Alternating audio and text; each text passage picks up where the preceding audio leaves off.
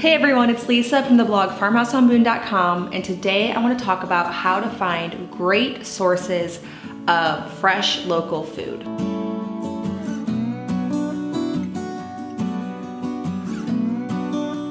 So I've talked a lot about this in a lot of my other videos, but I wanted to make one just especially dedicated to how to find local food, how to find great sources for food, because this is something I get a lot of questions about in my inbox.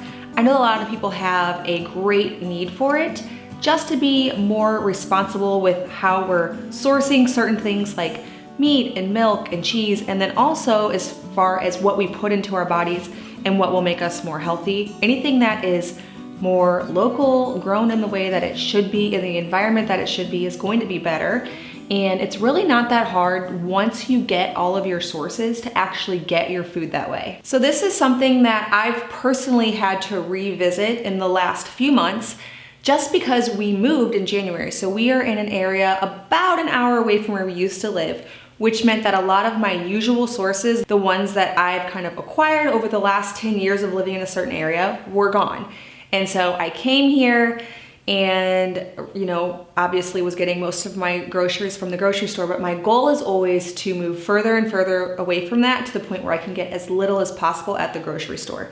So with a little bit of digging, it wasn't hard to find my sources. Now, of course, there are tons of things that aren't grown here in Missouri that our family still loves to eat. So I'm super thankful for grocery stores, for online ordering, and all of that. But there are a few ways that I've found to get at least some of the main components of our diet locally. So first, let's talk about meat. My goal is always to get organic, grass-fed, non-GMO meat where, the animals are happy, grown on farms, and not from a factory. So for me personally, I have a freezer full of local chickens, local beef, and pork.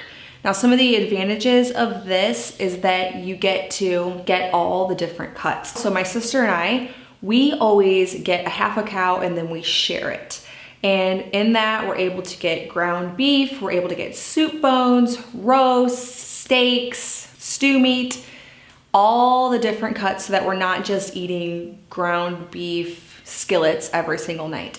This is also a great way to secure bones to make your own homemade bone broth, which I've shared a lot about on this channel. We love it. We always have bone broth in the fridge or going. It's kind of a constant thing that we have regularly, soup around here, even in the summer, because I keep making things with bones, and so I'm not gonna waste those bones not making bone broth. So the way that works, just because I know a lot of you are even curious about the cost, is we order half a cow, you call the butcher, and explain what you would like. So if you're a family that say only likes ground beef, they can grind it all up into ground beef. If you like to have roast, like we like to cook roast in the Instant Pot, I have a recipe on my channel for that with carrots and mashed potatoes. We like to slice up the steak really thin and saute it in a little bit of butter and serve with some vegetables. We like the variety, but you can specify how you want things done whenever you order meat this way. You actually just go and talk to the butcher and tell them how you would like yours done.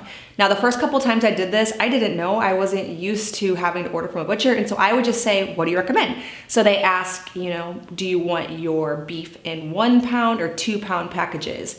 How big would you like, everything packed up, and how would you like it cut? And if it's your first time, you can just say, I have no idea, just do whatever is normal, and that's totally fine. So as far as price point, my sister and I we just picked up some meat. So we each got a quarter, I guess technically, because we bought a half and shared it. And it cost each of us around $700. Now that's a pretty big investment, but if you save up for it, it's not any more expensive really per pound than especially buying organic meat from the grocery store. Now, I had several questions on my Instagram about if it's cheaper than buying beef from the grocery store. So if you are currently buying the cheapest, non-organic feedlot meat from the store, or buying 100% grass-fed, grass-finished, not grain-finished meat from a local farm, it's gonna be more expensive on this level. But if you're comparing buying it from the local farm to buying organic meat from, say, Whole Foods, this is way cheaper. So it's the cheapest way to get really great meat. And so I wouldn't want to buy anything less than really great meat. So for me, yes, it is the cheapest way to do it. And so just saving up that money to be able to invest it at one time and stock your freezer is a great way to do it. Now, of course, check your freezer. You don't want to buy all this meat, then go on vacation and find out that your freezer went out or something. That's happened to my sister before. So if you're going to do this investment, make sure your freezer's in a location where you can check it somewhat often. And also, you know, if you're gonna go on vacation, have someone check your house because that's a concern. You want to be able to use up this meat. I also get a lot of questions about how long does it last? I always say up to about a year. Now, whether that is right, you'll wanna research it on your own. That's what we are comfortable with for any of our meat. I think we've eaten it a little bit past that. Some people say way less than that. It's my rule of thumb, but if we were at, say, a year and 3 months, I wouldn't throw it away. That being said, when you cook every meal at home from scratch, you can really go through some meat. So another thing I have in my freezer right now is half a hog. Now I found this guy just by talking to friends that I've met around in my new area. I have some friends from gymnastics where I take my kids and they're really into organic and, you know, living that kind of lifestyle. Then I asked them where they get theirs and they recommended a local family. I talked to him, ordered it. Then I talked to the butcher the same way, just like with the beef, and had them, you know, put some in pork sausage, some in bacon, some in pork chops, and I have the variety. That half a hog cost me $230. So I spent $100 at the butcher and $130 for the actual animal. And so that was that cost. I know a lot of you are gonna want me to break this down into pounds, but I have to be honest, I've never gotten the meat home and then counted the amount of pounds that's in a quarter or a half, and I really don't know. The reason for that is usually whenever you order from a local farmer, they tell you the amount of pounds before it's all butchered, and so I know what I'm paying per pound there, but what you end up with the meat, it's just different, so it's hard to compare. I think one time we figured out with the beef that it was around $5 a pound when it was all said and done, which for me is really cheap because they sell organic grass-fed beef at the cheapest I've ever seen it is at Aldi for around $5, and that's the cheapest. So that's about what we're paying for that. I also recently ordered from another local farm 18 whole chickens. Now in that same order, this particular company, they're a few hours away, but they have drop points all over our area. I actually found them from Google, and I will share all the information in a little bit here. But to that order, I added 15 dozen eggs because we don't have our chickens laying yet. We still gonna get to that point, but right now we don't. And I had just been kind of finding local little signs. If I saw it said fresh eggs, I'd pull in and get eggs there. But now that I have these guys, I can order 15 dozen at a time. It's a discount when I order that amount. I think it ended up being around $3 a dozen. They do everything right. All of the buzzwords, non-GMO, they're free range, they have a huge farm and this is their business. And so the 15 dozen eggs plus the 18 chickens was $300. So again, I didn't break it down into how much all that was per pound, but that is what I paid. So I paid around $300 for chicken, $250-ish for pork, $700 for beef, and my freezer is stocked for, I mean, probably at least a year. I don't know, maybe not quite that. But cooking 3 meals from scratch, I don't have to worry about that. Whenever I go to place my grocery order, if I'm ordering from Instacart or go in, I don't have to think about meat at all. I have all my bases covered. I have breakfast meats. If we choose to have, you know, maybe a little bit of bacon with our eggs in the morning. I have chicken, which we do a lot of time for lunch. We'll do like a chicken salad. And then I have, of course, tons of beef, and we are good to go. If we throw a lot of vegetables and potatoes in with those things, this will carry us for a really long time. Okay, so how I found these sources. Now I'm still using the exact same beef source that I've been using for years. This guy lives pretty far away, but he, again, also has drop points just like the chicken guy. And so my sister, she actually went and met the guy, picked it up, and then came by my house, delivery. Thanks to my sister Laura. So he's still a source that I'm gonna be using even though I moved. Now the chicken guy, they have a location that they drop closer to my house now than they ever did before. And so that's a new one for me. And then same with the pork guy. So the point is just you have to ask around, ask people you know, and then there are a few online sources. So one is to check localharvest.com. That is where I was able to find the chicken guy. And it turns out that they also sell produce in the summer. They sell eggs, they sell milk, cream, cheese, all kinds of stuff. And so they have become quite a source for me for like a one-stop shop. They deliver bi-monthly, which every 2 weeks, to a location about 10 miles from my house. So I can just place a huge order, even for eggs, and go pick it up. So I'm not gonna eat any more chickens on the next order, but I did place an order for cream and for eggs, because the 15 dozen eggs will be gone on the next 2-week visit. Now, I am able to get cream from a local source, which I'll share in a minute, but cream is one of those things that's really hard to find. So sometimes my lady's all out when I get there. She says, oh, everybody already bought all the cream. And so as many places as I can find cream, I'm gonna buy it, because there are so many things that I love to make with cream, like sour cream, cream cheese, butter, and then also it's just delicious. You can seriously eat it with a spoon, tastes great in coffee. And so I ordered some cream and some eggs on their next stop, but I'm not getting any more chickens for a while. Okay, now for dairy. I've already talked tons about this, but this is your first time watching one of my videos. I'll go into it briefly.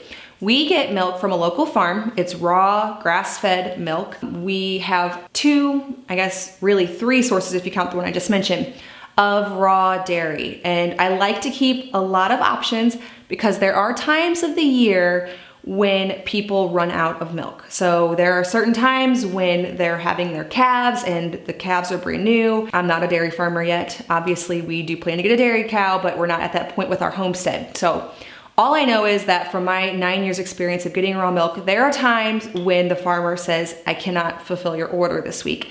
And so having a lot of local sources for me is very beneficial and important. So we get most of our milk from a local family that just has 1 cow. We pick up from them on good weeks, you know, whenever they're not having a lack in supply, 4 gallons. And then I have another one, it's a little bit further from my house. I have to drive about a half hour. She sells butter and cream and milk, usually just the butter and cream in the spring, milk year round. So I can supplement and get more milk from her if my other source is running a little bit low. And then I can get also as a third source, that other person who meets every other week near my town. So the place to find that information would be realmilk.org, and go to their Real Milk Finder. I will leave a link for that in the description below. But do not get discouraged if you search your town and you find that there are no sources in a 2-hour radius of your town, because that has happened to me before. And what you'll find is that not everybody registers their farm on realmilk.org, and there's people who just have 1 cow who need a few customers to offset the amount of gallons they're getting every day. So if you don't find something readily on realmilk.org, just ask around in your community, find out from some other maybe friends who are into this kind of thing where they're getting their things. In fact, one of my friends that I met from gymnastics, she even has goats and gave us some raw goat milk yesterday. So there is a 4th source should any of the other ones stop until we get our dairy cow. My biggest encouragement is, yes, there are tons of local websites where you can find, you know, places in your area, but also asking around is totally key. All right, I have notes in my phone because I was trying to compile over the last several months where I get all my stuff for this video. Okay, so I talked about this in my how to mill grains video, but I order my whole grain wheat from Country Life Natural Foods. It's a co-op out of Minnesota. Now you can place with a big group of people in your area a $500 order to get free delivery. But I actually discovered, I think it was even after that video, that they do ship, and it wasn't that expensive. I think it was like $7. And the drop for the co-op that I actually go pick it up from is about 40 minutes away. So I think from here on out, I'll just order it and pay the $7 rather than drive 40 minutes there and back. Now, if I'm gonna order a lot of things, that would make sense. But if just getting a 50-pound bag of organic wheat is all I need, then ordering online is gonna work, which I never knew they had. So now you can check that out as well. Now, also something that I recently discovered. So in my video, I forget which one that it was. I think it was the grains one. I talked about getting whole grains from Azure Standard. I don't remember if that's the video it was. Either way, I got on Azure Standard, which is just a co-op that delivers all over, to get a little bit of information and research for the post. And I had told you guys that their prices were too expensive for me because I live in the Midwest and it's out of Oregon. But while I was actually clicking around on there, I found a really awesome deal on raw cheddar cheese. So now I actually am ordering something off there. Now they have tons of different items on there. Most are still too expensive for me based on the sources that I'm able to get around here. But you might check it out and they might have awesome prices compared to where you live because things are different all over the area. For the Midwest, most of the prices are beyond what I want to pay. However, there is a 5-pound block of raw cheddar cheese, cheaper than I can get it anywhere around here, even from that other local farm. So that is now a regular thing of mine. Again, there is a drop for that. Azure Standard is a co-op where you can find your drop. So if you go on azurestandard.com, you can put in your local area. There will most likely be a drop in your location where people are already ordering from there and getting free shipping.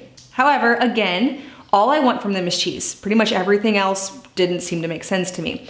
So they also do ship. And so twice now, since the last video where I told you that I didn't use Azure Standard, I have now ordered a 5-pound block of cheddar cheese twice. And we actually just finished it up. So I'll be ordering it for a third time. The shipping was not that expensive, not to justify driving out of my way to go pick it up from the drop. So that is now where I'm getting my cheese for now, unless I can find a better source. All right, now I mentioned this again in another video. I get my honey from an Amish community in my area. They sell it by the gallon for around $35. It's raw local honey, which is amazing for allergies and just so many benefits. If you're gonna have honey, having it raw and local is the way to have it. Now this again took some digging. Back when Luke and I were first married, a lady that was in our church at the time, she knew about the local Amish community, and so I was very intrigued and went with her out there.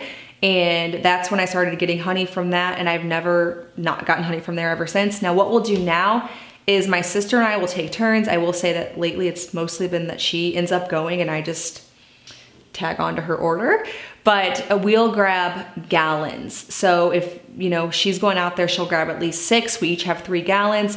Honey is one of those things that doesn't go bad. It can crystallize a bit, but if you put it in warm water, it will come back to the liquid state.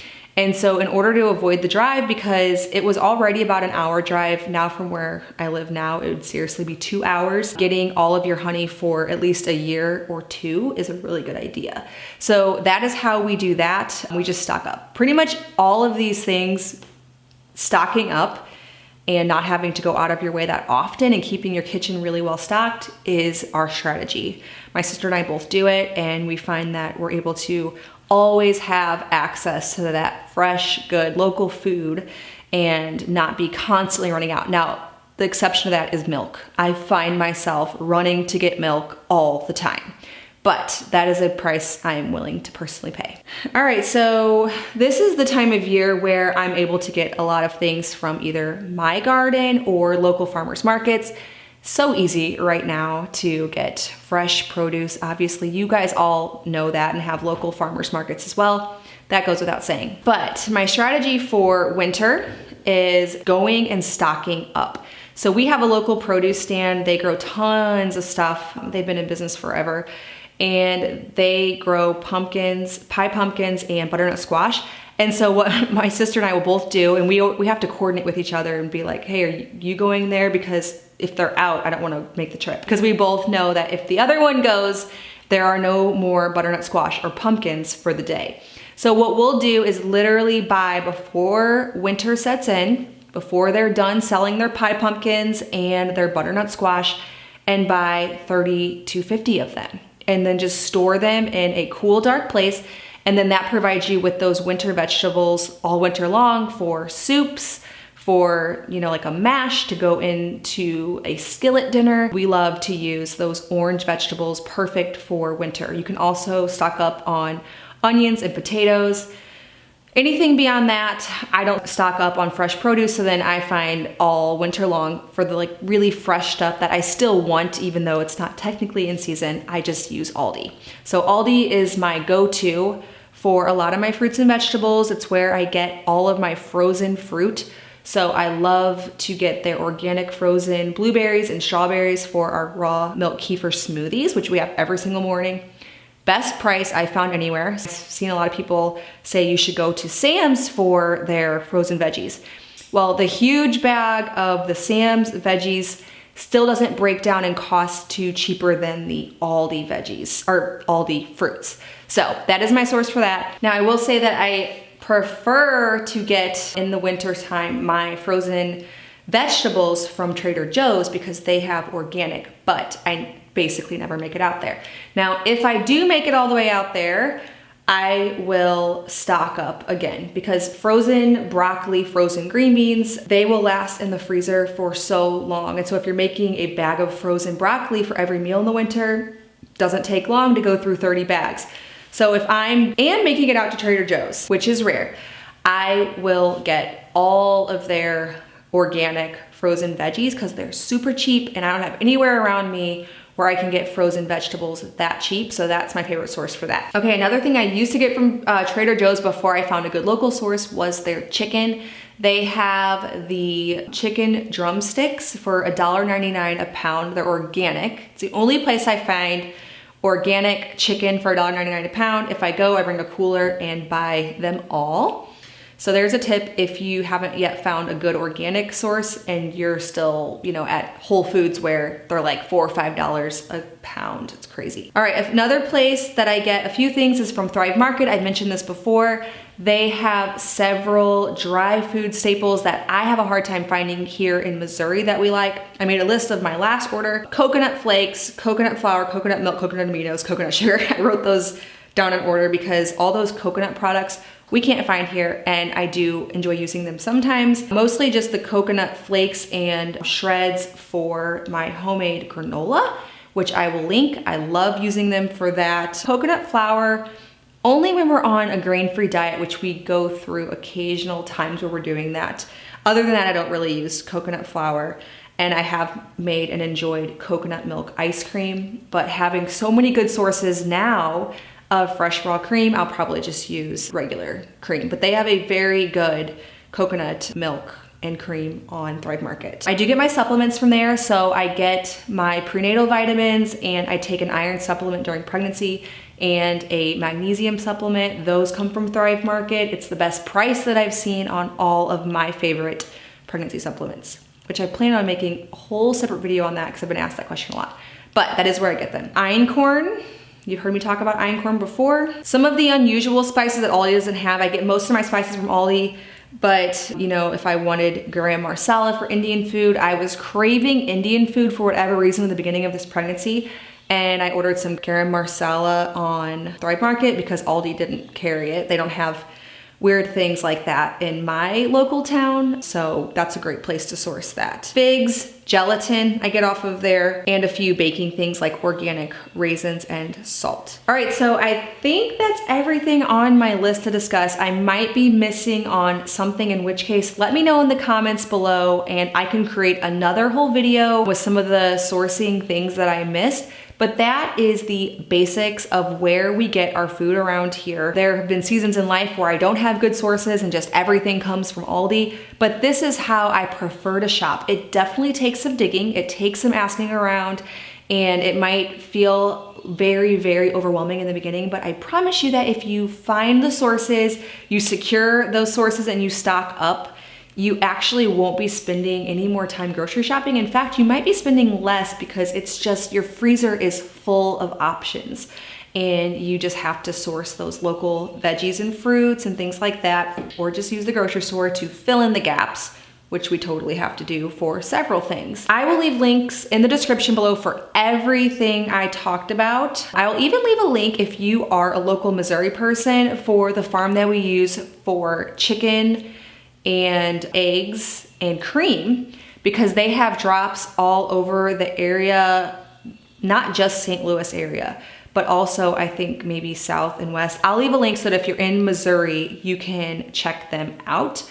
Also, I'll leave a link for Azure Standard and the cheese that I buy, as well as Thrive Market and some of the things that I get there. I'll try to go through this video and just bulk up that description box with all of these sources so that you can hopefully get on realmilk.org and localharvest.com and find some of these in your area and start being able to secure these great local sources. All right, well, thank you so much for watching this video. If you're brand new to my channel, please hit that subscribe button. I make 2 new videos every week on food from scratch, natural living, and a handmade home. Thank you so much for stopping by the farmhouse.